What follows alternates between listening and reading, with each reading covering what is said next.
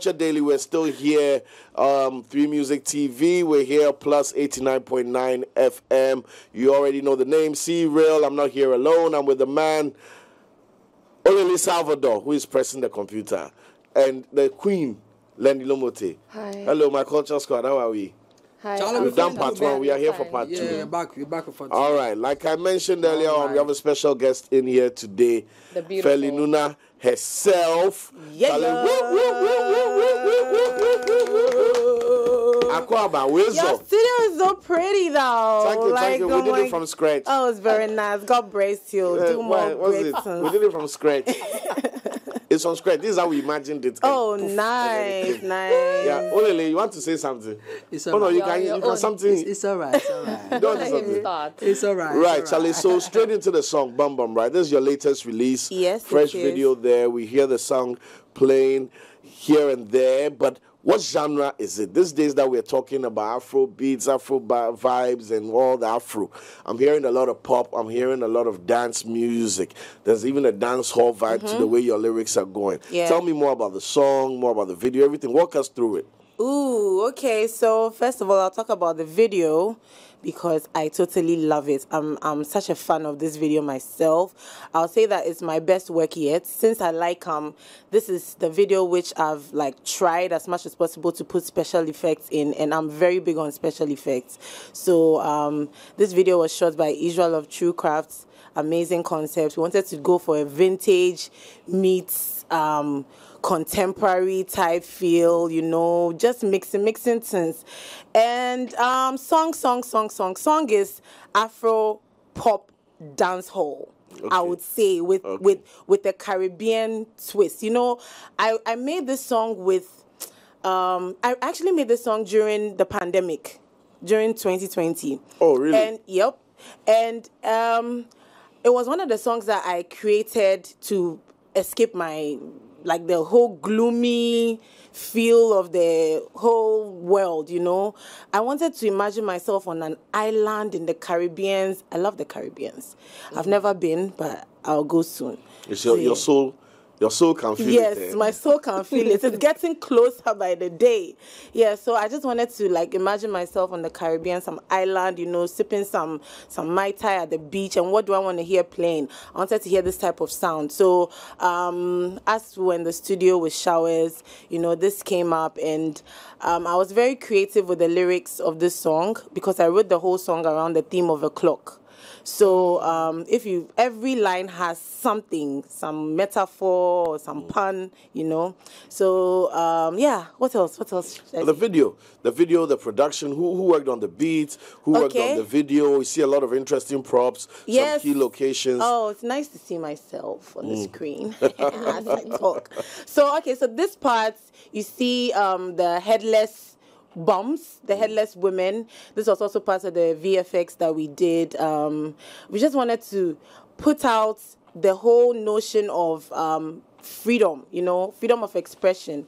You don't necessarily need to have a big bum. So if you notice, I don't have the stereotypical big bums because people were thinking that bum, I'm going to put out big booty girls, heavy duties. But me now, the person who's doing the song, I don't have heavy duty. So I'm just trying to put it out there that no matter what shape or size your bum comes in, my girl, feel free. You don't necessarily need to have some... Your BBL and your BBE and your BB. Exactly. All the BBs. Yeah, I just wanted to just break that status quo of the canker in the society right now of that perfect body shape. No. So I actually specifically chose girls with just nice, sizable donors to come and express themselves. Okay. So that's just it. It's just about just feeling good. Israel of True Crafts. Okay. Are they new? Is he new? No, Israel is not new. This is actually the third project we've worked on. We worked on my Azar video. We worked on a feature I did with DJ Sly and a Nigerian artist called Airboy Rado. It was DJ Sly's project. Actually, that's where we met. Then after we shot my Azar video, and then now we are shooting Bam Bam. But even between that, we've done other creative projects. We've done photo shoots. We've done some sort of animation type of things. He's one of my creative buddies that I work with on stuff. So he totally gets my vibe. He knows what I look out for when it comes to my brand. So this video, he told me that we are going to do something that will remind people of your first video, that's Alaikam. And Alaikam has that vibrance. So we wanted to get that vibrance. So you notice that there are lots of colors. The contrast is high. Yes, there's a lot of texture. You know, we did a lot of color blocking. And the way he treated the video, mwah, Israel, mwah, everywhere I go, I'm just mwah, mwah, mwah, you. So that my next video, you don't charge me so much. Yeah. Does he have any other videos we might have seen out there for any other artists? Yes, he's actually shot something with Tenny before. Okay. Yes, but I think most of his works are now even coming out. Okay, I think he also shot, I saw something on his Instagram, he had worked with some rappers as well who just released their music. So he's building up, and I'm all for exploring and discovering new guys, you know. Yeah. Okay. Talking about exploring and discovering. So Yes. Take us through your journey. Because, I mean, we've heard the name Feli Nuna. It's a household name now. When you say Feli Nuna, people can put a face to the name. Yeah. But we want to catch up with you on your journey. I don't know if Olele and Lenny have any questions before that, but I'm interested in finding out where you've been, what's up, and what are we to expect, because we want to know that build-up. If Bam Bam is the beginning of the year, then there's definitely a lot of prospects lined up, and we'd love to get into that on Culture Daily. Oh, well, she mentioned, having to focus on women with a particular body type and all of that. So I'd just like to go into the women conversation, Okay. right? In supporting women and actually acknowledging women as an important and integral part of the society, right? What role do women play in your life? Hey, this question. I mean, first of all, I'm a woman, and Feli plays a huge role in my life. Like, I even like to separate myself from the girl that wakes up every morning and does her daily stuff. I like to separate the Feli Nuna brand. So nowadays, if you notice even from my Instagram, I refer to myself in third person. So I appreciate the woman that I am and how much I even wake up and push for my dreams, no matter the challenges and all this whole drama of the world.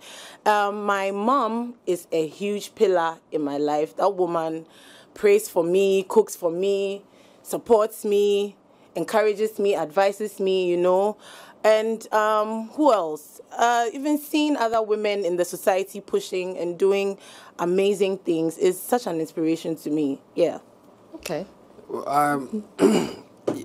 I was doing a little reading on you, and I realized that you've actually been through quite a number of handlers, from Lynx to Beehive, and now you are, I don't know if you are still with Off the Ground, but we saw the video that fuses Off the Ground is, Off the Ground has had certain successes or history with female artists like Tiffany, and since you signed in 2021, how has the journey been like with them?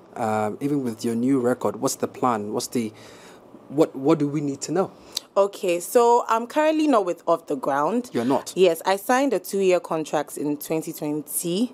Not 2021, 2020. Okay. But even then, I had been working with Fuse for about a year and a half. Okay. Yes, we had been recording music even before we signed the deal. Yeah. Okay.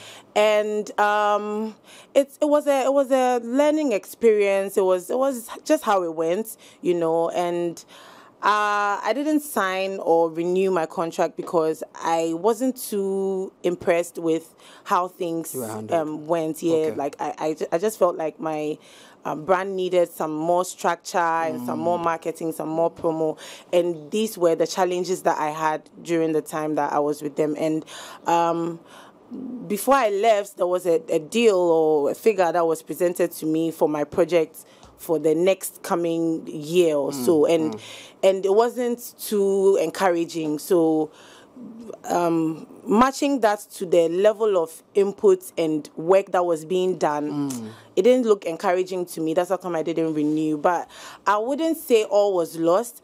I learned so much from Fuse because he's blown up long time, Azonto, big UK star, and even before working with him, I didn't really have any close relationship with any artist where I write music or create music with. So that was a very fun thing for me, gaining that perspective and his learning from his genius as well. So it was good. When you say you had expectations, what were your expectations like? Because obviously I want to believe that there are definitely prior conversations before you finally ink the deal, right? So is it that the conversations that you had prior to the inking of the deal changed after you signed, or along the way there were new introductions that you felt this isn't really my style? So it wasn't necessarily that. I feel like it was just that the goals or the achievables that we had set, I wasn't seeing them being done. Right. Yes, what we had discussed in the contracts, they were not being done, and everybody was just moi. But it's my life, it's my career. I can't do more. I need to be on the levels of all these other big artists that you're seeing, because I'm an amazing talent. That's right. And those people too, it takes a lot of dedication, hard work, and actually hands-on work. You know, it's you don't just develop or just think up a hit song. You know, it's actual work that's being done. You know, money that's being invested, and all those things were challenges that I had. So for my peace of mind, I felt like it's better for me to be independent till I find that structure around me that makes things more easier for me. And I've been good. Like, after I released Bam Bam, I was very anxious, actually. Those times, like, when I wake up in the morning, then my heart is beating. I'm like, Nuna, you're alone. What? How? You're independent now. How are you going to do it? But my numbers have increased even more than when I was, the 2-year period I was even with the label. I've seen more of like a spike as compared to before. So I feel like I'm on the right path, and I'm doing something. So I'm going to push you a little bit, right? Because you've had this conversation here before. From the experience you've had with being a label and now being independent, what do you think is the best for an artist to do? I think it depends on your situation. There's no rules in this world aside the ones that the law This is gives coming you. from your personal experience, Yes, right? aside the rules that the law gives you, that hey, don't harm the next person, don't steal, don't do. I believe that life is freestyle, life is customizable, and that's the same way that your career is customizable. What works for you is what works for you. Right. You just need a good team and you need money. So if that's, you have it independent, that's great. Good. If you have it with a label, that's great. But one thing I always say is, nowadays, you need to make sure that you own your masters, or if anything, at least own a percentage of your masters, because gone are the days where you like record labels were so necessary, because paying to record your song was so huge, like you couldn't afford it. So because of that, they pay for you to record your song, so they have rights and then they own the music. But now you can even record in your home, you know, you can record even with your phone. So that ownership, you need it, whether you're independent, you're with a label. That's the only thing I would say. But aside that, whatever works for you, and whatever gives you your peace of mind. Peace of mind is a key. I'm very big on peace of mind. Like, Charlie, I want to be happy, because Charlie, nowadays people are just dropping dead. Hey, so me, I want to be happy. Like, no matter where I am. And the thing is, I'm also, if you are on my team, you just need to be giving me 100, and also seeing the vision and the goal that, like, I also see, and then you actually working towards it. You keep talking about your team. Is it? First of all, let us understand this. Before you joined ODG, did you have a team you were working with that collaborated with ODG, or you found a working team after you left ODG? That's the thing about me.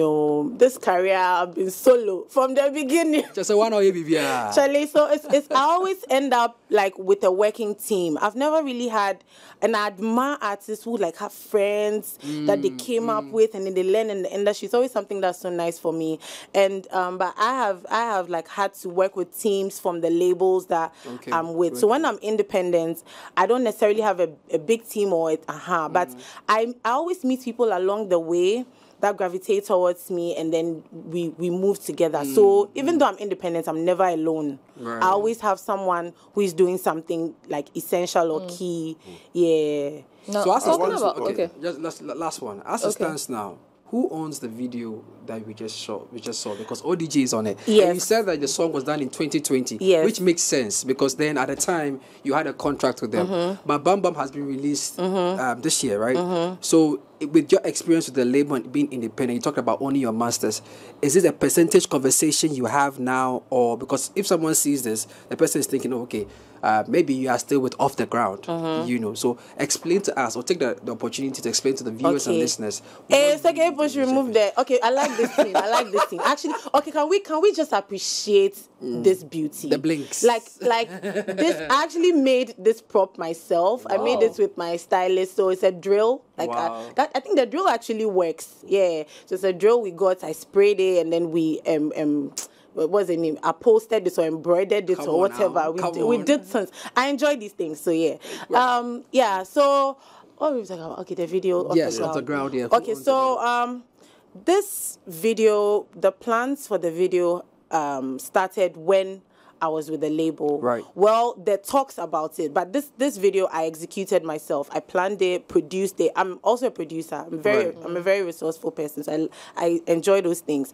So I planned, produced it myself. They funded part of it. Okay. Yes, as well. So I would say that it's a shared ownership. Yes, but currently it's on my YouTube channel. Come on. Yes, it's on my YouTube channel, and that's one thing too that I always also want to advise artists, like, no matter anything, have your Instagram, your YouTube, all those things should be personal. You should own them.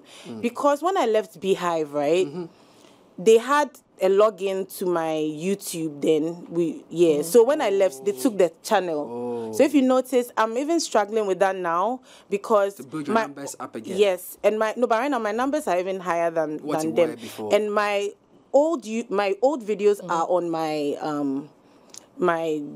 Beehive, but that was my Feli Nuna page back then. So since they changed the name, when people want to subscribe to my YouTube and you search Feli Nuna, because that page has more of my past work and more popular work, that's what will pop up. Then people will just click subscribe. But you need to go scroll up or scroll down. Scroll down, and then you would see the actual Feli Nuna page. Yes. So, in a nutshell, the previous labels are still monetizing the old content. Yes, they are. Was on your brand. Now, the question was this contractual? Is this what was in the contract at the time?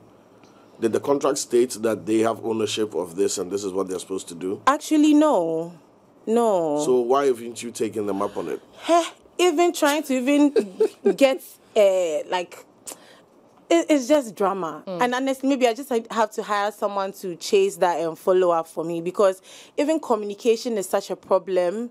Because I won't say Beehive is even actively doing music right now, They've signed RC, and I keep telling them, RC is a great talent, put him out, push and promote him, because they had signed him during the time that I was even there, So no, if you're listening to me, go back to work.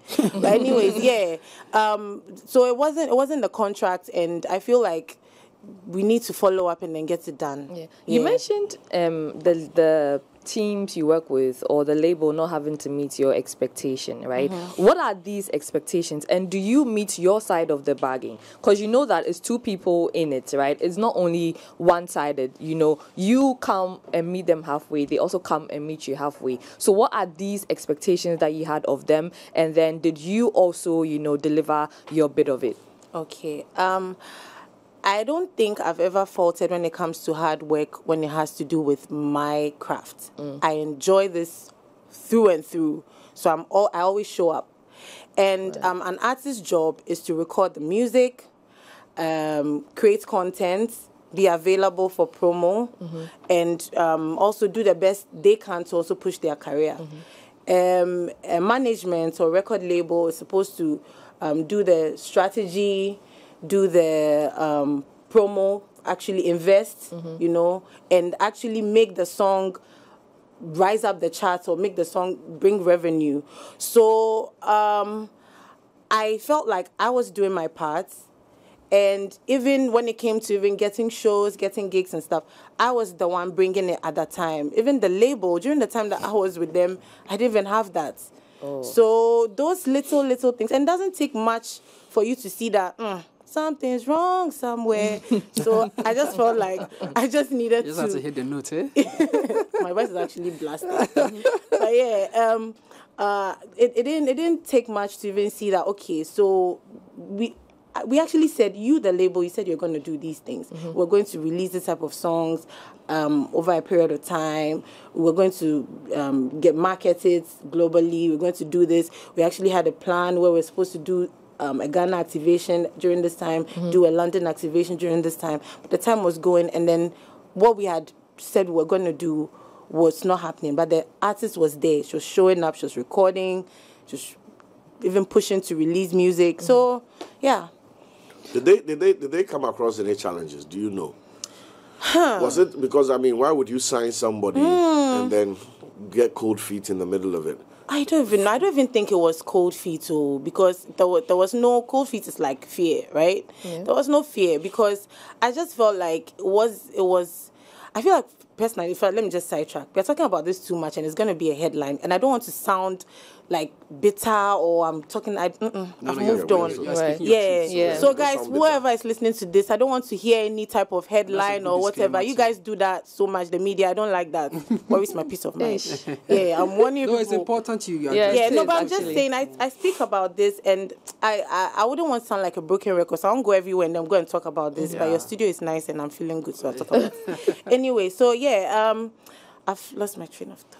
So you're talking about the whole hullabaloo of labels. Yeah. Cold feet. That. So I feel like we just, there were people to do the work. I don't know. I think there was the money to do the work, because there was some very, very fun. I can't say some things, but like there were the resources, there were the people, and it got to a time that, like, now even the people that were in my team, that was a team given to me by the label, were frustrated, because it's like you send an email, work needs to be done, you send an email, and then maybe 2 weeks later, before the email has been replied to, those kind of things. Or we need to do something, you need to approve a budget, people are waiting, and then it takes a month to approve the budget. Meanwhile, we are going for parties, we are popping bottles and things. Huh? Why should I go and pop bottles when my work is not being done? Were you the only artist signed at the time, or there were other artists? Because sometimes it could be that there were other artists or there were other investments. No, I was the only artist. The only artist at the time. It was just me and then my boss Fuse. But he wasn't even putting out music at that time. Or he was even putting out music, but even the music wasn't being activated, because, I mean, over the past 2 years, Fuse has also even released music, right? But it's not pop how we know the brand to be. So I just feel like we just need to just take the music business much more seriously. I want to take the same conversation on a different turn, because I'm seeing a story here in 2019. You actually bemoaned the fact that you were getting offers from labels, but they often came with sex demands, or investors were looking to either have a piece of you to get signed. This was after you left Beehive Entertainment in 2019. Yeah, I was independent for a while. Yeah. Right. And you even advocated that women who had like big cash or big stash of cash should also look into investing into other women in their business. From then till now, what has the story been like? Has it changed? Has it improved? Because 2019 till now, whether this matter has changed though, has not, it's I don't think this thing has changed, unfortunately. And I hope you're speaking for all women in the industry, basically. I mean, I'm speaking from my experience. Okay. Yeah, because even Bam Bam videos now surf.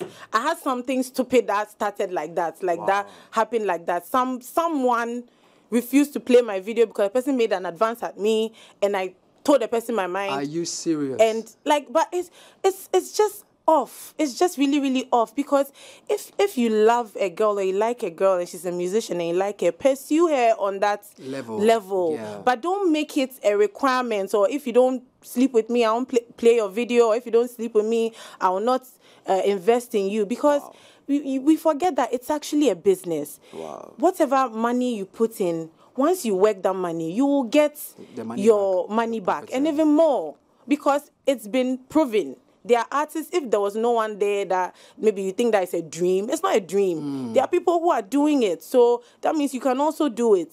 So I feel like we just need to take, especially Ghana, we really need to take the music business much more seriously. Like invest not just money, but time and actual efficient efforts, you know? Yeah. I want to know, some 5-6 years ago, there was Galloway, right? And that was big. Since then till now, what has the journey been like with regards to the genres of music, the way things are changing? You were on a label back then, and then now you're independent, streaming, your numbers, the whole field, the journey. Because you are in a very unique position. We've had people here who were on record labels, and we've had people who are not on record labels, and everybody seems to have a good and a bad, Now my whole question is, what has it been like through this journey, blowing on a big song and then label challenges and then having to do it again on your own and kind of like push again from scratch? Walk us through that. These are your questions. They're very mathematical questions.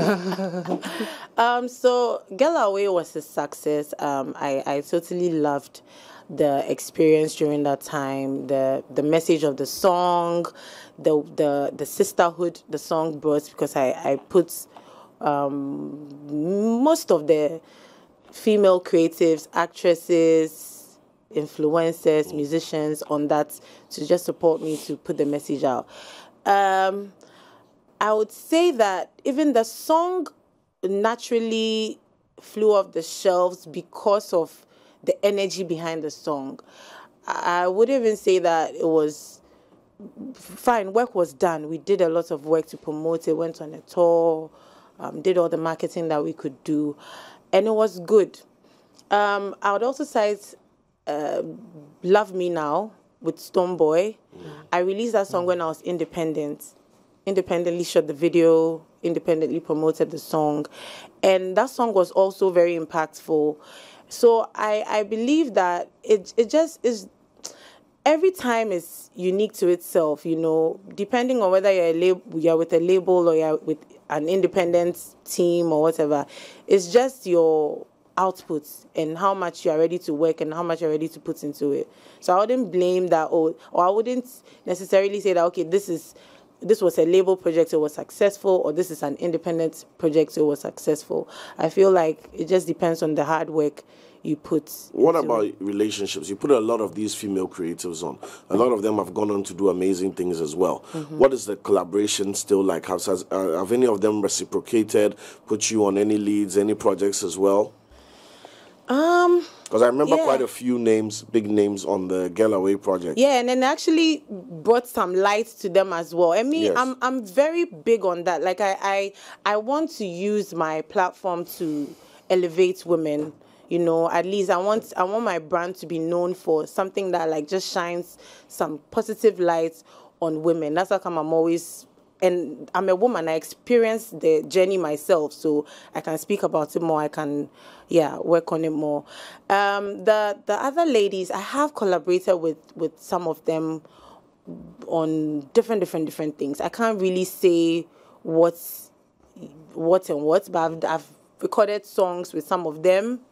Probably worked on campaigns and stuff with some of them as well. And we've kept a relationship. So there are people that I know that if I'm doing a show, I can call them.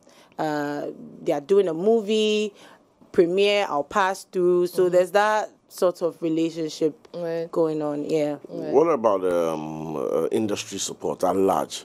Right, you've been in the game for a minute, so what is it like, the industry at large? What do you see the support system like? Has the industry got your back? Be honest. I mean, here there is honesty.com. Honesty.com, huh? Yeah. I would say that it's not 100%, yes, but there are a few people that like they'll help you as they can, and a few people that will push gigs to you as they can. But right now, I've realized that actually nobody helps you for the hell of it. They just want to help you for their benefit. That's how it is. So unless they are getting some cuts from somewhere or they are going to benefit in other ways that I don't even want to. They're going to make an advance at you or something. Yes. And I honestly prefer it, like, bring the job and take your cuts. I beg you. But the other one that you want to come and make advances at me, I'm sorry. Most of the people that even try to even approach me, they're not even nice. They're ugly, ugly. Like, I'm not even a fine man. So like, some six pack come to, like, when I see you, I want you. Are you saying some man with some pot belly be or some bald head be, you want to come and then take fine girl like me? Come on. So please. Wow. It's like you've got the industry people in your crosshairs, and you know what you don't want and what you want. Does that cause a problem with interacting with industry? Because you know, maybe here we are all friendly and we are all cool, but walking into another media house or into another gig and whatever, do you think that, oh my goodness, I said this, blah, blah, so they are going to leave me alone, nobody's going to help me? Yeah, they're going to blacklist me. Exactly. And things. I always speak my truth. And I don't go around insulting people, you know, unless I've been insulted. Even that one stuff, my mother raised me right. So, but I also like to keep to myself. So if you notice, I'm not everywhere, that kind of thing. I have my circle. And my circle, most people are not even the media as much. They all do other professions and things. And that's where I find my peace. So that's where I normally play. But if I know I'm stepping into this media house for anything, it's for work. And work is work. I put on my game face and I come, I do whatever I have to do as Feli Nuna, and then I leave. I am undoubtedly amazing. I am talented. I am beautiful. I am hardworking. So if you see all that and you don't want to support because of your preconceived notions, then that's up to you. But that I can't control that, you know, but I can just do the best that I can. And that is what I always try. Wake up every morning and try and do. Is it not frustrating? Yeah. Oh, definitely. Definitely it is. There are times where, like, it breaks you down. It breaks you down because you see the amount of effort you put in, the amount of time, the amount of energy, the amount of no's. You know, the amount of, like, places you have to drive to for some meeting, you know, or this. You do the work. And then you realize work is the work. The work is the work, Charlie. Why But let me say this. But the thing is, I enjoy it. Okay. I love it. I love, like, for that fan to come and say, Feli Nuna, I love Dream. I met my boyfriend and he was playing this song and we met and yeah, like, you hear those kind of things and then you meet a fan and then they hug you some hug. That's like, you guys, your spirits intertwine. Like for those type of those moments, yeah, that they are what I live for. And I genuinely love to make, I love happiness and I love love around me. And my music gives me that and gives people that. So it's nothing I'm going to stop now. Right. You know, I see myself doing music, God being so good. If I live till I'm 80, 70, I'll be making some jazz somewhere. I'll use my walking stick, come and sit on the stage. Say, I like Fingers crossed. Yeah. Fingers crossed. Now, in talking about your music and impact and all of that, right? A couple of months back, you gave us towel, right? We saw you go around in towel for, you know, as outfits, your headgear, everything was a towel. How did that adversely affect you, if it did, or actually help the brand? Okay. Let's take it back to the whole concept. Okay. And break it down for us so that when you are talking about the adverse effects or the positive effect, we understand. Emma Towel. That's the name. Can you guys play the video for me? Give me a video. But yeah, towel is all about self-care. you're a woman, you relate. The boys people, I know that you are pishy people. You just wake up, you just bath, then you just get up. Oh, that's self-care, Papa. Your self-care. Face mask and please. Thank you. Fresh and cutie. Yo, yeah. So, the thing, what's the whole concept is about is, you know, when we come out of the shower, when you're a woman, you've had your bath, you come and you wear your towel, and you're in front of the mirror. And that's when you do your makeup, you cream yourself, you know, you check in with yourself before you actually step out into the whole noise of the world. So Towel was just trying to capture that moment, you know. And if you listen to the song, I even say, Chale, because this year, dear, your self-care. And the whole song is talking about a girl who is getting ready to step out. Her friends are waiting for her. In fact, the Uber is outside. But Chale, she came out of the shower and she was in her towel and she was having fun during the whole process. And she might not even go out anymore because she's having fun with herself. And I wanted to, like, put that message across. I really wanted to stamp it into the heads of people. So how am I going to do that? Not me just going to media houses and just talking about it, you know. What can I do to disrupt the whole, like, waves, you know? What can I do to cause that disruption? And I was like, okay, why don't I just step out in a towel? That will get people talking, so why don't I do that? But I don't know if my message was quite clear. Everybody, I know people knew that, it was self-care she was talking about it in the song, because that's what I'll say. But I feel like people focus more because of our society and how, what's the word?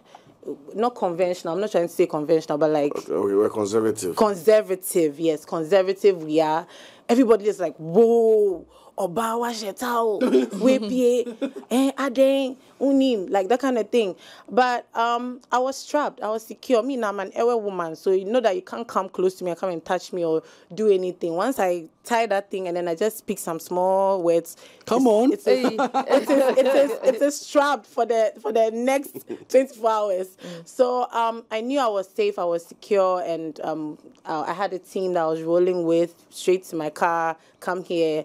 But that imagery, I wanted it to stick in people's minds. And everywhere I go now, people ask me, so where's your towel? Yeah. I'm like, guys, like, really? So do you think it worked? I think it did. Think what you guys set out to do, your team, do you think that you achieved it regardless of the controversies that came around? Yes. I mean, sometimes you cannot do away with controversy. But I would actually like to be controversial for things like this, as opposed to the other things, you know. So this is fun, this is creative, and it's art.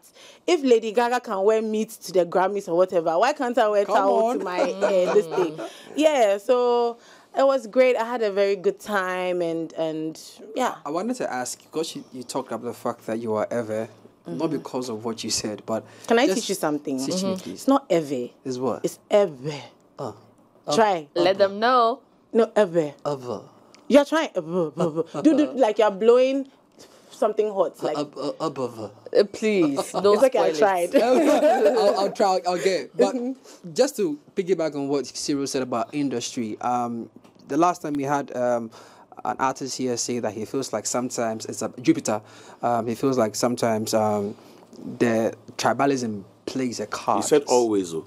He said always? Okay. Well, he says he believes that there's some, tribalism going on when it comes to favoring certain people.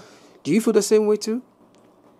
Let me just pass the mic to this man. Because I saw a clip of him actually breaking it down, and I felt like was so apt. It was so apt. And see, we all just need to see the bigger picture. Come on now. It's either that, or you people too, if there's the tribe, like there's a certain tribal group that's pushing their people, you people to also come together and also push your own name.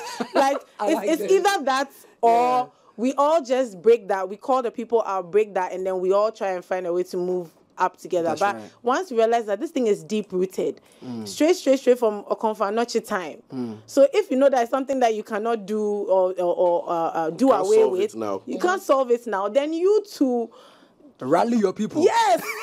like be the change. Like right now, me, I don't want to talk about the problems. Like even when people are even talking about females not being supported, what are we doing about it? Like just talk about the solutions. We are tired of hearing about the nagging about the problems. So with that too, you people to bring yourself together, push. I love how fancy that Gadam is holding it up in the north. When it comes to Accra to come and play a show in Accra, all the northness, I want to see all of you at the stadium. Straight. That kind of thing. When Feli Nuna is doing something in the stadium, all the LS, people should come. If that's how you guys want to play it, then everybody should also just support their own. Straight. And then we move, Because, Charlie, we are complaining. What will happen? And I like your submission a lot because in the Western world, in the real world, that's how the real world. We are not on earth. The people who are on earth, that's how they do it. Yeah. When a Latina artist is performing somewhere, the Latino people show up. Yes. Case closed. Yeah, Bad when Bunny. somebody from Atlanta is performing, Atlanta pull up.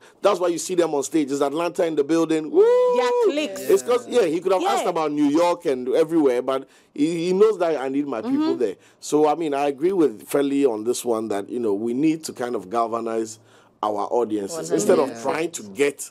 So you're a guy artist and you want me from Hawaii to love you, Chinchina. I mean, it won't be bad having all of that, but if a guy is supporting someone from Hawaii, there's nothing wrong with that. There's nothing wrong with it at all. But I'm saying that if the Hawaii people are not moving, if the Hawaii people are not moving, if you've done your Gan song and it's dope, and you realize that this side is not fine, go way too far. Yes. There's nothing wrong with it. Nothing. The same way, the Kumasi, we had this Kumasi song, Sak mentioned something when he came there. When he makes some kind of songs, he knows that this song, if I go and do my tour in Accra, Afa. This song, I need to go to Kumasi and activate it, Afa. That's the thinking. So, like you're saying, they're complaining, as much as it is pain, people complain from a place of pain.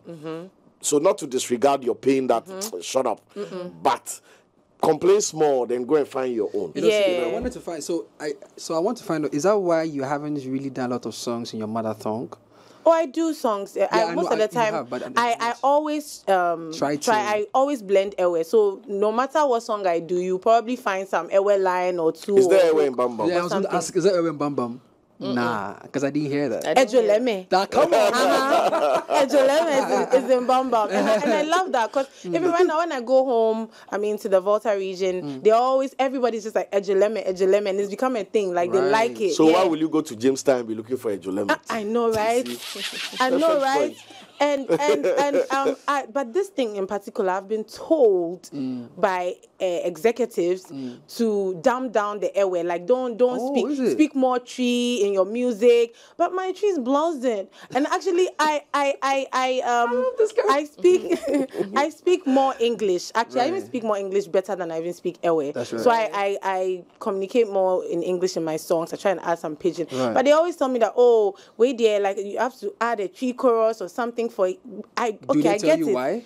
Because they say you are marketing in Accra and that is your the predominant language in Accra, not even in Ghana. In Ghana. Okay. In Ghana, the predominant language in Ghana. So you need to do more of that. So they are thinking strategy or whatever. But I believe that there are some songs that you don't even understand the language, but you vibe to it. Jerusalem. Imagine now. So many songs. Actually. Yeah. No. You don't even know what don't know what they are sorting us. Do you know this song? Despacito. Yeah. That song is a sexual song. Children were singing it and we don't understand it. Right, even Premier Gao. Heartbreak. I just found out like last month. I saw them on a show. Wow. He was talking about the girl left him and something. I was like, yes, Premier Gao. When we use that song full. We think Gao is Samu. The man was telling us that he's dying. Everybody's just laughing and dancing. Just laughing about it. So that's life. But Feli, what happened to the rap journey? Someone, ask again. Ask again. Someone she wants to run away. Someone in 2017 said you want to run under the table. Ask again. I've seen a story here. you had a conversation with Zion Felix on Radio Universe, and you said, "Oh, that's Radio Universe. That's old." Yeah, and you said you were the best rapper to come out, you know, of this world, of this place, of this country. What happened? But I'm still the best rapper. We haven't heard you rap in a while. But the thing is, I do rap, just I've not done like a hip hop song, but I rap in there's always some rap elements, because even in Bam Bam, I was like, see the way they way shake, feeling like an earthquake. It's all like still my rap energy, right. and it's okay. I'll put out a hip hop song. It's okay. Hip hop is 50 this year. Are you aware? Yes, I'm aware. So it's 100. a perfect opportunity for you. Okay. To remind us. I have this rap song. I was even playing it with my assistants today when we're coming, because I'm working on putting it out. I'll send it to you so you listen to it. Right. It's called Forever Mood, and I'll put it out. And there was something that I was doing, maybe I think in like 2019. I used to do Freestyle Fridays. So every Friday I drop a 1 minute rap verse or 2 minute rap verse on my Instagram and things. Honestly, I was seeing the love. I was seeing people like it and all.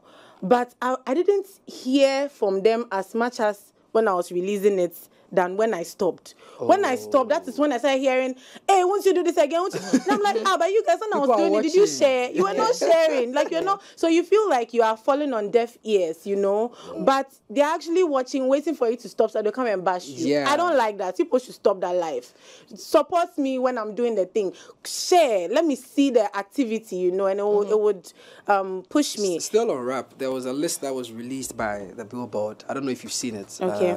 The top 50 rappers of all time. And Jay-Z was adjudged, you know, the toppest of them all. Nicki Minaj was the only female rapper in the top 10.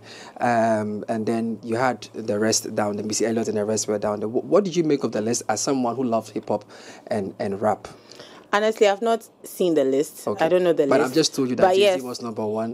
Jay-Z is a great rapper, so it's well-deserved. Okay. Honestly, I don't believe that there's always a number one. Maybe there were some parameters that were considered. So maybe like top ranking, sales. But for you as a lady, like all in terms these things. of female rappers, who are some of your... I love Lauryn Hill.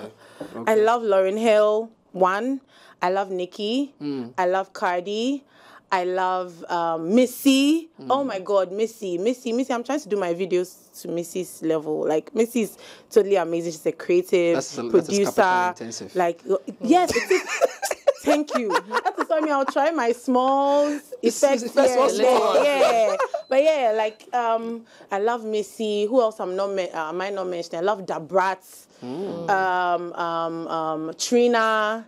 Yeah. Who else? Great. Yeah, they are all people. They are all women I used to look up to. You know, watch give us like a freestyle of your favorite female rapper verse or something. Something like a line or two. Let's go. I can do my own, but let me see female which song. The names you mentioned, I'm sure there's definitely a favorite line that you like.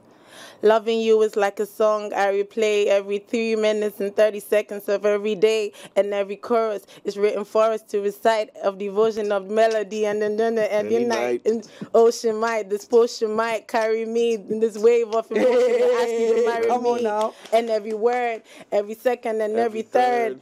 Yeah, that's Lauryn Hill. Yeah, Lauryn Hill, yeah. I want to give you some love. Yeah. I'm very bad when it comes to other people's lyrics, but yeah, because my head is full of my lyrics. Now we've heard Lauryn Hill, so let's hear yours now. Hey. Come on, especially the one that you're here to release. Give us like a, give us something like some. Yeah, see, come on. No love in this game. You can't get emotional.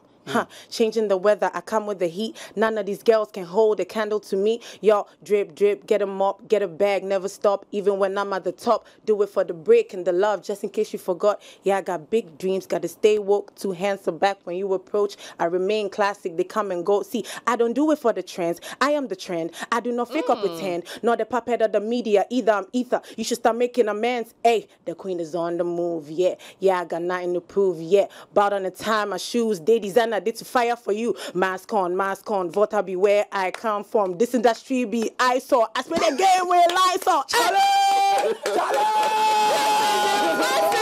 love this. Where's the bell? Where is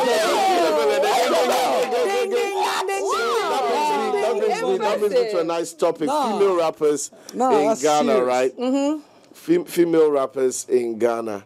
I mean, there's been quite a lot. Tiffany, Abranana. It goes back and it comes forward now. What do you think? What do you connect? Don't you ever miss it? Because people don't know. People don't know. When the first time she picked up a microphone, she wasn't singing. People don't know. So when I say, when doesn't she miss it? That's why I'm asking from. I'm asking from the beginning. Come on now. Charlie, I want to ask you about Afrobeats as well, but let's start from hip hop. I really do miss it, and I just feel like we just need to support more female rappers. Frida Rhymes has just released new music. I think it's Don't Kiss Me. Yes, amazing song. The video is so bad. It's so like, and she released another one before that to even speak about why she had been away. Yeah. So when we see those kind of things, because it takes a lot to actually bring out, because when you are making music, it's your spirits. So there's some sort of vulnerability there, and rap, even more than singing, it's very vulnerable. So if you put yourself out there and then you put out the music, I feel like we just need to just back them up some more. I really miss like those days of when Tiffany and Caroline, like you know, there was this wave, there was this hype. That was a time. You know, I mean, those times the Skillion's boys, when they are doing their stuff, then they just call me. I'll come and spit a verse. I miss those days when we used to even do like covers. You know, like Bedrock. When Bedrock came, then we all did our own. Like all those, like those times were fun. And I feel like right now everybody's pressure is they want pressure day them at top. They want to make money. They want to move. So like we've forgotten about that love and that joy, because even me at a point music became too hard for me, and the creative part and the joy of creating and things, I forgot about it because I was just trying to get gigs, make money, promote my music, all these kind of things. So I feel like we just need to go back to that love and that time. Even when you said, I can even, like, the nostalgia is so wild that I can even smell the air around that time. Like, Is that to say the fun has been taken out of the creativity and now has just been focused on making the money and, you know, just going your way? Because for time, you've had to, you know, do the work and just focus on, okay, I'm having fun. It's okay. I'm putting out music, but it's fun for me. Right? Is that what you're trying to say? And is that also the reason that, you know, you've sort of kind of switched your style, that we are almost forgetting that you're a hardcore rapper? Okay, now that's the thing. I'm not a hardcore rapper. I'm a rapper. Okay, a rapper. Yes, and that was when I was even back then. Like, if you tell anybody that you rap, I'm very girly. As much as I'm very giddy. I like jumping and things, but I'm a very girly person. But there was this box they were trying to put me in as a rapper. They wanted you to dress some certain type of way, hip hop type of way. I don't like those things, you know. So I just wanted to just clarify it. I rap. I love bars. I love words actually, right. And that's why I love rap. So yeah. And what were we even saying? I was asking what you were saying, right? The love. Exactly. The love, the fun, the creativity, you know, pouring out genuinely into your work and just focusing on that. Personally or generally? For you and the people around you at that time, right? Because you mentioned the Skillions and everybody else, and saying that, you know, now there's a lot of pressure on people and then focusing on just the money bit. Okay, that's how I feel like watching, because we're all growing up, we all want to start families, we all want to acquire assets and things. So that's how come we are more serious about the work bits, you know, and it's just life, and that's what life will just do that to you, where you end up forgetting about the thing that you love, or even why you even started doing it in the first place. Yeah, but I feel like the fun can always be had. It's normal for you to just forget sometimes, but you need to remind yourself from time to time. And once you have a good structure, you have a good team, you are figuring things out, I feel like that fun will come back and then you enjoy it. Yeah. Okay. Has the new trend and wave of Afrobeats affected your music and your craft in any way? The heavy focus on it? No. because I love the attention it's brought onto the African music. You know, I love it's paved the way for African acts to excel on an international level, so it's great for me. But one thing I wanted to discuss with you guys, actually, Afrobeats, is it a sound? Is it a genre? Because the number of genres I see being put under the umbrella of Afrobeats, but that's not what I know Afrobeats to sound like the indigenous Afrobeats that we know, like the Afrobeat. So what is it? Who is an authentic Afrobeats artist in your understanding? Authentic Afrobeats artist. If you were on your app and you wanted to play music right now, wanted to play Afrobeats, who would you play? I would go back to like the Fela type music. So what are people doing now? I think we are doing Afro pop. It's popular African music. They are or Afro fusion, like give or take. And I feel like the umbrella should actually be called Afro pop instead of Afrobeats, because Afrobeats is a genre that we know already. But you know how like pop music in the West is pop. There are different genres that make pop music. So I feel like that umbrella should actually be called Afro Justin pop. Bieber is pop. Yes, Justin Bieber is pop. Westlife is also pop. It's also pop. You know, Beyonce is also pop. Doja Cat is pop. So you can't say, because this song, okay, I would also blame maybe the lack of information and like maybe the lack of information from our side of the world, you know, as we are trying to integrate into the Western systems and to Earth, as you're trying to integrate to Earth. Because I remember first when you are even trying to upload music on the DSPs, you don't even see a genre. It's just even now. I don't even know if Afrobeat is even still exactly. So we don't have those type of representations. So then that's how come our story gets misconstrued or lost in translation. Even recently, I was interviewed by some master's students from I think like Sweden, or they are doing something with the University of Ghana. These two white guys, a girl and a guy, they are doing a story, a thesis on like the Ghanaian music industry, and you realize that there's lack of information. Even they say in the University of Ghana, they don't even have like any sort of record of our music industry. Maybe they might have of years ago, but there's this huge gap, you know. So maybe down in the future, if someone wants to even go and know about Feli Nuna and they go to university, they unless YouTube. Thank you. There are no records of that. So I feel like we need to like invest in putting out that information. I know, I think is it Afrochella? Some time ago they did this museum. Yeah, they're trying to do some. Those records are very necessary. Yeah. So you're asking. So that means what you're asking for is we should have like an edifice, or you know, some kind of institution where people can walk in, like a library where people can walk in and just learn. a library. Just a library. Yeah, just a library. Not necessarily even a building, but just the records. A database. A database. Thank you. That's Period. a database. Yeah, and then all those little things, those little details, as like even when you're even uploading your music to all these stores and things, all these little details of the distinction in genres in our Afro music. So we have Afro pop, we have Afro beats, we have Afro R&B, we have Afro fusion. Like we need to put so that we can actually clear cut those categories. Yeah. But the sound that's ruling now, right? The whole Ayasta Le Bianca. Le Bianca. It's Le. It's not La. It's Le Bianca. It's La. No. L-A. Le Bianca. It's Le. It's L-I. Yes, Le Bianca. Le Bianca. I'm sorry. So, you know, that sound that is ruling now, what does that inspire you? Are we going to be expecting a Feli Nuna on that kind of vibe, or are you sticking to what your inspiration comes up with strictly? Because what happens to a lot of people is that this is what they pop. So, okay, so I don't think Bam Bam is like any sound that is is out there now. I mean, when I recorded it, there was even no song like around that time that had that vibe. I promise you, I can play you songs that I recorded in 2015, 2018, and it will still pop. It will still bang now. Yeah, that's me.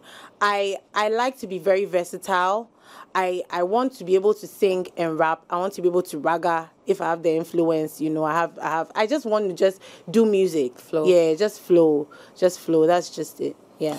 And just to say, even in the beginning, right now I'm growing, so I've learned things. Like I've realized some things. Because there are lots of people that even told me that you cannot sing and rap. Why?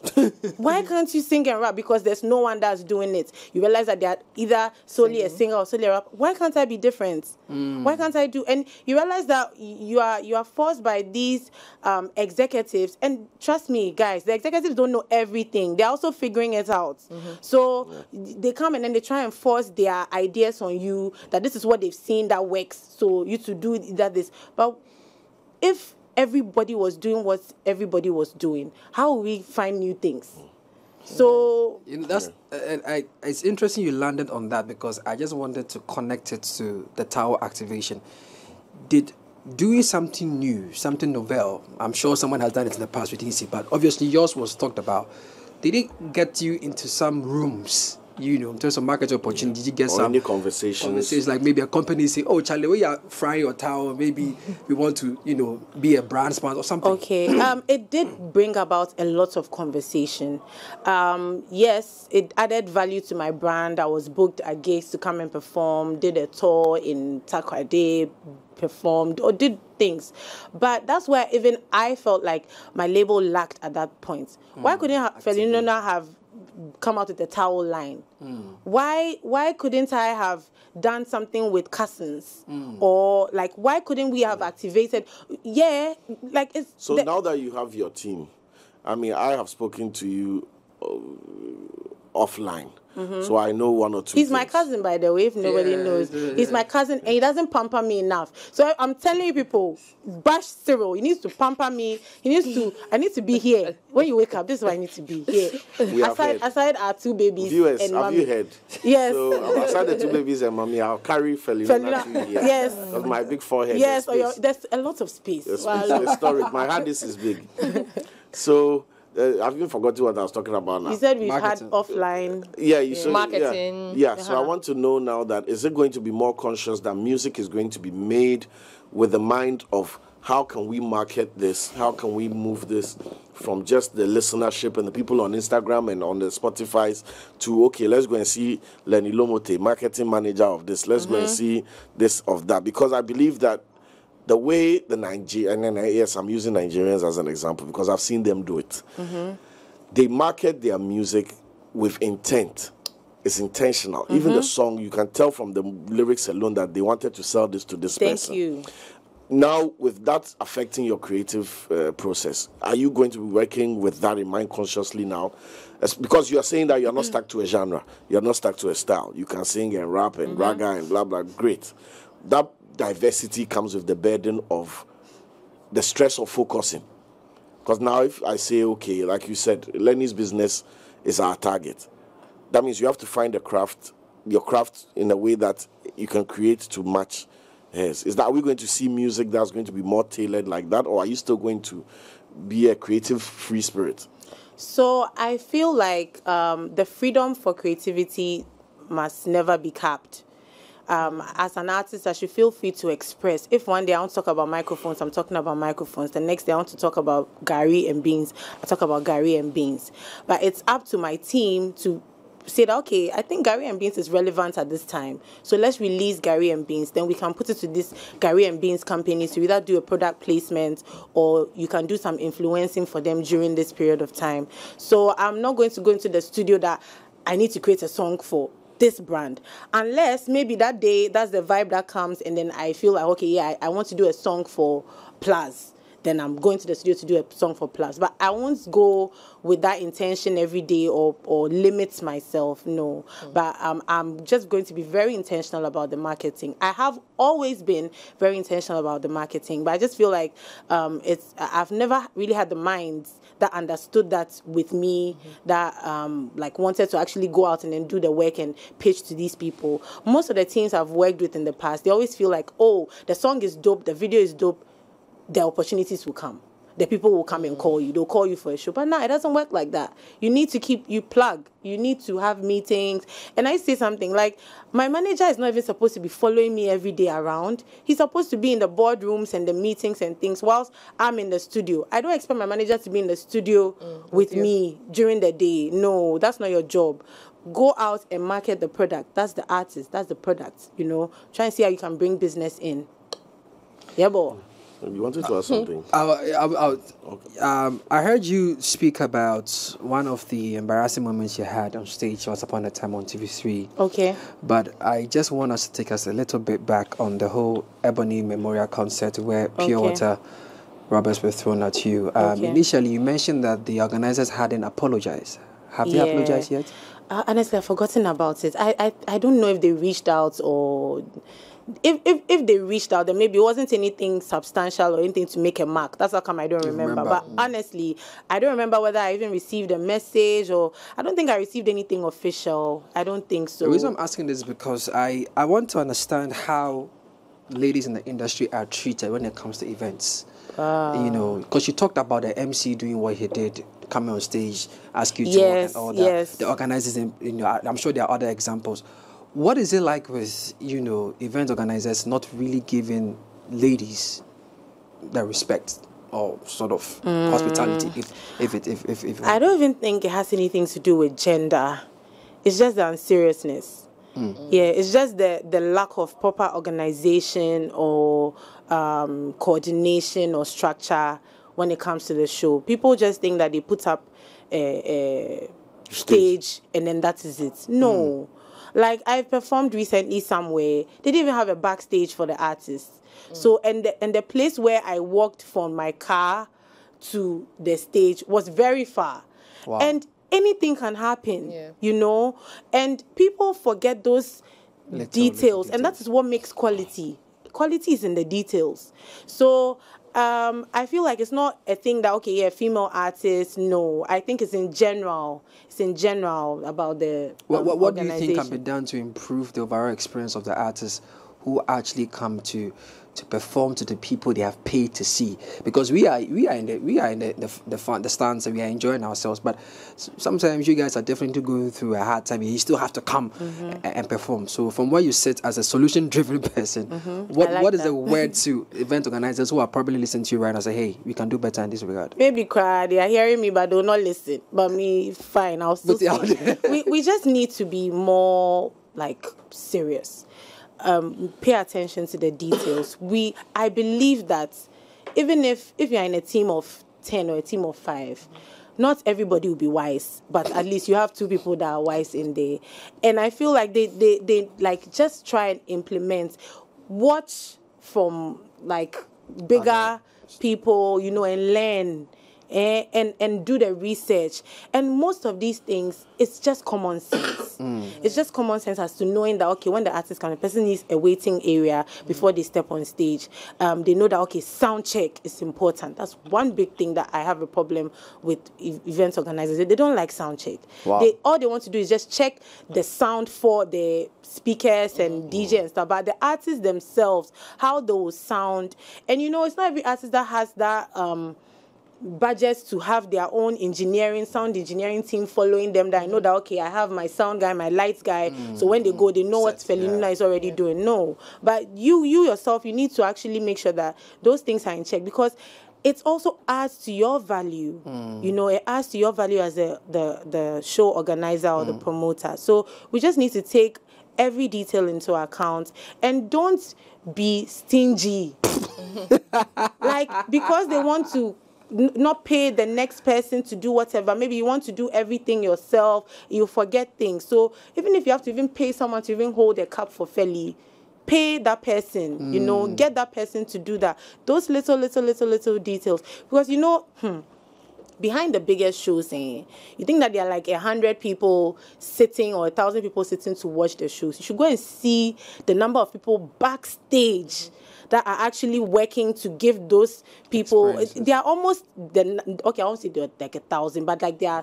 That's enough. And enough. Plenty people that are there that are working, and they are serious, and everybody is committed and passion driven, and they know that they're being paid well, so they are working. I think that we just need to do those little things, and then we can also boast that Ghana is also there, you know, because quality will show. It will definitely show. So in all of your years of your music career or performing on stages, have you experienced something close to that? Would you say that? Of course, you talk about your embarrassing moments, but can you also share with us your best moments on stage? My best moments on stage up till date was when I performed at Coke Studio Africa in Kenya. Wow. Oh my God. Everything was thought of to the T. Like, it was so dope. And I mean, your girl went to show off. She did it. I did everything in one take. And everybody was like, oh my gosh, she's so amazing. She's so good. Because they were all amazing. What was the experience like? Take us to the backstage, everything. Just run us through so that we can learn from it. First of all, the people who came to pick us up from the airports, the car service, we had someone who was hosting us there, 100, making sure that we were always on time, our schedule, you know. The hotel was also amazing. They drive you to the place. They had like a work, I won't even say a room, like it's a building full of their executives and their staff that are working. If they say sound check is at 10, sound check is at 10, max 10, you know. And all the people are there. Everybody has, like, they are happy to be there. So when you get there, you don't feel like, the energy is just there. So you cry, you'll be forced to also enter that. But Ghana here, someone is doing the front that the person even has on their face, or the nature, even just disvims you, you know. But you come there like, hi Feli, okay, go sit here. We'll be with you in 15 minutes. Your stylist is on call. Will direct you. And that was the only and first time I've ever had a star on a door. Like, there was a star and my name was on it. I was like, Jesus. How long ago was this? Pictures. Thank you. How long ago was this? Oh God, that was in 2016, I think. Oh, wow. Yes. Okay. 16, 17. Yes. 16. Yes. Like 7 years? Yeah, 7 years. Yes. And this was in Kenya? This was in Kenya. And for were they done by Kenyans, or they were like... No, they were done by some of the people. The team were from South Africa. Right. Some of them were from different parts. Okay. But they just brought everybody together. Professionals together to work. For that to still be like your best, that means that there's a lot of work that's but maybe I've not gone enough places. Don't worry.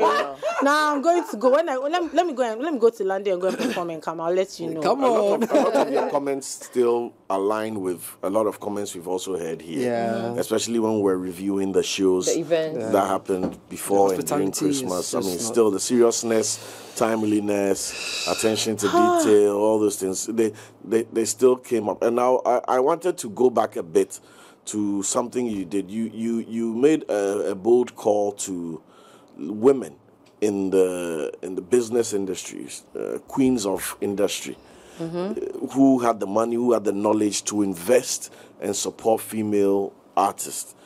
Have you consciously gone at any of these people, or has any of them responded to this call? I have consciously gone at these people, but the way your voice has come down. Charlie, I'm just sad. Like, oh. So tell us why, because when we hear such a call, we especially men, we're like, oh, okay, great. So if you went and we also want to know. Maybe, but the thing is, I don't believe. I feel like for every yes, you get 10 no's. So it's not going to stop me. I'll still try and reach out. That's the mental work that I need to do, or as individuals we need to do. But I have approached some before, and majority have not been as positive as compared to the ones that have been positive. Like I've had like big women in the industry that have supported me in some way, somehow, maybe some plug, some link, or maybe they work in this station, they will ensure some rotation for me or this. Like, yeah, they have done that. But there have some too that I've seen on higher platforms, and the energy hasn't been there. Like, they don't mind you.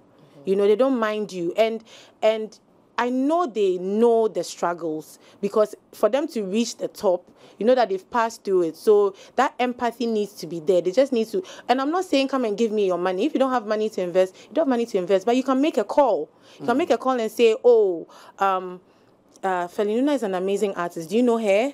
Or even as little as reposting a story on your platform, because you have people that also look up to you, other influential networks that you are in that would see. So maybe it's just, we don't even need much, we just need the access. That is it. Me, I don't need much because I can shine anywhere. I just need the access. So it's just we just need more. We just need more. And I'll keep saying it, that like they should. How do you what's the word I'm looking for? How do you separate this genuine call, an honest call, away from what may come off as an entitlement? Because often the conversation is, oh, the artist sounds entitled, and they sound entitled, and they sound entitled. How do we separate the two and still really get help for the artist? Oh, so I believe there needs to be value exchange. Okay. So if there's value exchange, nobody feels like they are being used or there's any form of entitlement. Yeah. Because let's say you get a deal for Feli Nuna, you are doing your job. It doesn't change from getting a deal for a different company or whatever. You probably take your commission.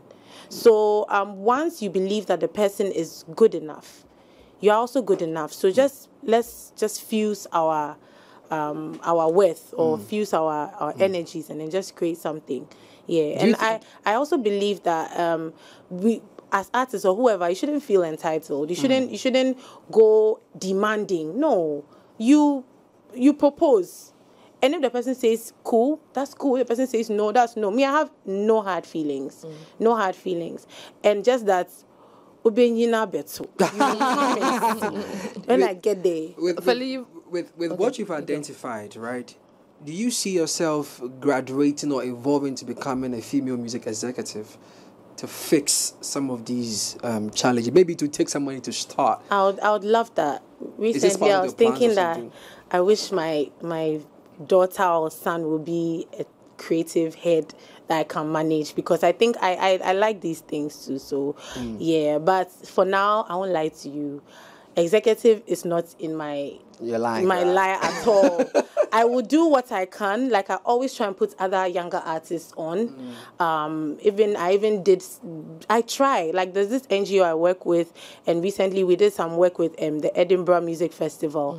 I facilitated one creative to go to Edinburgh, and he's currently there. Nice. Wow. Yeah, he's currently there. Super. So I do those things. I have a creative workshop that I did for 2 years that I bring creatives together, and then we create art for change. So we create art to speak on all these ills of the society, discrimination, gender violence, all these kind of things. And what we create goes into the database of the European Union. Oh, wow. So it also puts the artists as well in touch. It also brings them closer, you know. So how come we haven't heard much? Because when I put it in the media, you people will not support it. You want to hear that Feli Nuna has been slapped. No, but have you been intentional with the PR? I have. I mean, I try my best to do, like, I would still put it out. But maybe I feel like those type of news, right? Yeah. You don't want you to pay more to even put it out as compared to maybe... Who did you speak to?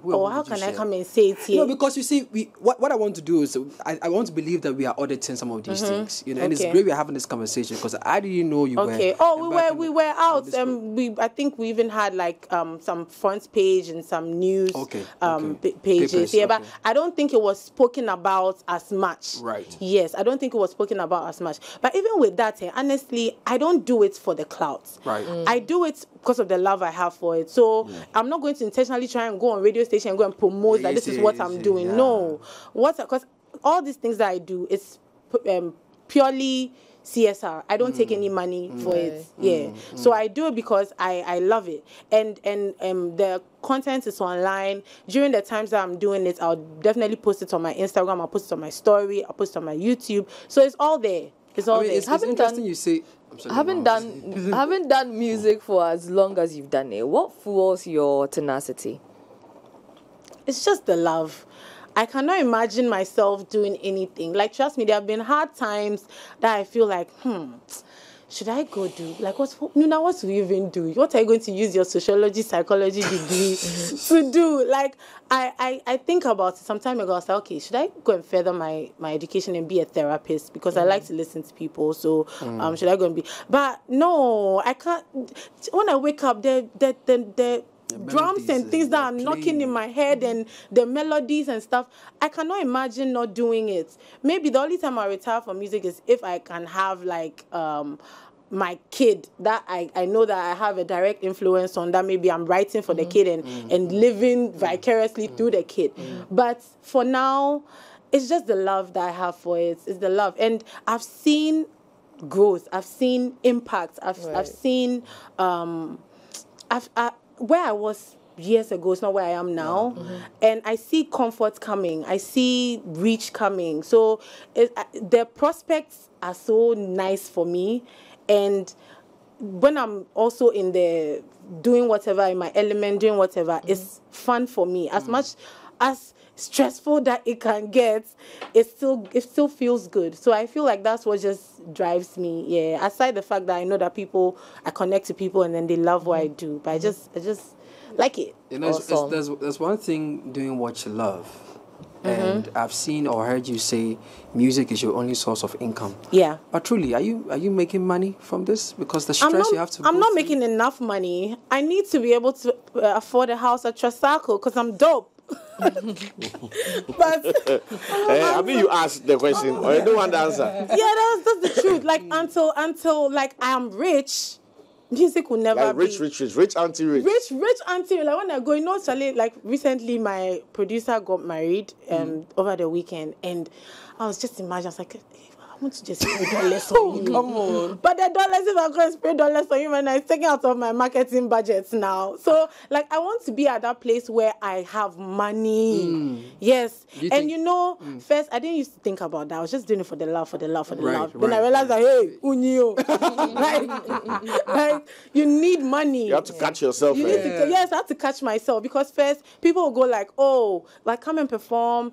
Like, even, like, you see that's a good stage, good platform. So because of that, I'm not even thinking about the money that they'll give you. I just want to just get my dances. I just want to like go look fly and go and perform. You know, I was not thinking about the business part of trying to get money, making sure that I'm getting this money from you. But now, Charlie, if you don't have some amount of money, don't call me. Don't call me.